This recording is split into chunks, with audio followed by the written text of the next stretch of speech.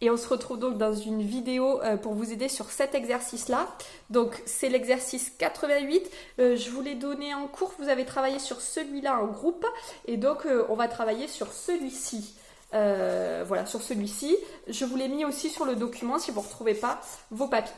Donc ici, première question, déterminez graphiquement la position relative des deux courbes. Alors attendez, petit disclaimer avant de commencer, je vous rappelle, cette vidéo c'est là juste pour vous aider à comprendre les questions de l'exercice. Donc normalement, petit 1, vous avez essayé de faire l'exercice par tout seul entièrement.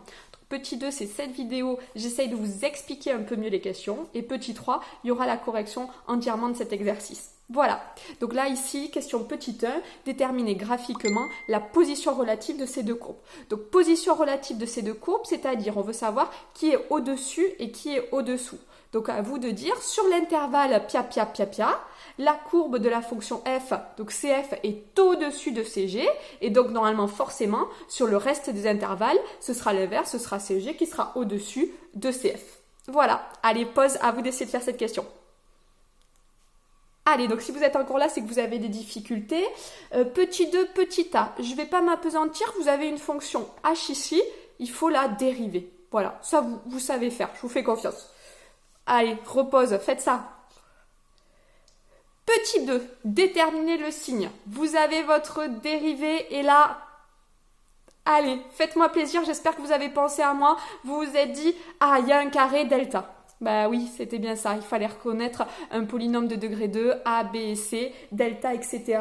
Et donc, pour info, vous trouviez delta égale moins 20. Voilà, à vous de réfléchir sur le signe. Si delta égale moins 20, je vous fais confiance. Allez, pause. Ok, donc vous avez obtenu les variations de votre fonction. On le corrigera, mais normalement, vous avez obtenu que la fonction, elle était toujours croissante. Donc, la fonction est toujours croissante. Et on vous demande de calculer h de 1. Ok. Pas de difficulté, dans la fonction vous remplacez x par 1 et en déduire le signe de h. h de 1, vous allez obtenir 0 et en fait ce qui se passe c'est que ma fonction ici elle est croissante et vous savez qu'en 1 ça fait 0. Donc qu'est-ce qui se passe avant, qu'est-ce qui se passe après? J'en dis pas plus, on corrigera un peu plus sérieusement dans la partie exercice. Allez, pause, à vous d'essayer de l'écrire. Et enfin, donc, question petit 3, retrouver les résultats de la fonction 1, de la question 1, c'est-à-dire la position relative.